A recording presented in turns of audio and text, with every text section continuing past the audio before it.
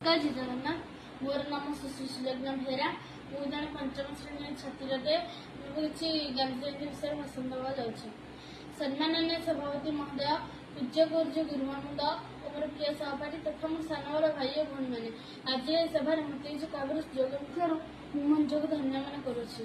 पृथ्वीर विभिन्न देश में महापुरुष मैंने जन्मग्रहण कर लोक मैंने उपयुक्त पथ प्रदर्शन करते। आम देश में केतेक महामानव मैंने जन्मग्रहण कर आम देशर अशेष कल्याण साधन करते। महात्मा गांधी अन्यतम। जातिर पिता महात्मा गांधी से 1869 मसीहा अक्टोबर मास 2 तारिख दिन गुजरात पोरबंदर एक बणिक परिवार जन्मग्रहण करते। पिलादिन नाम था मोहनदास करमचंद गांधी, पिता नाम था करमचंद गांधी और माता नाम था पुतली बाई। से जन ईश्वर विश्वासी सत्यवादी और कर्तव्यनिष्ठ व्यक्ति थे। से मात्र 13 वर्ष बयस कस्तूरबा को विवाह करते। से विभिन्न आंदोलन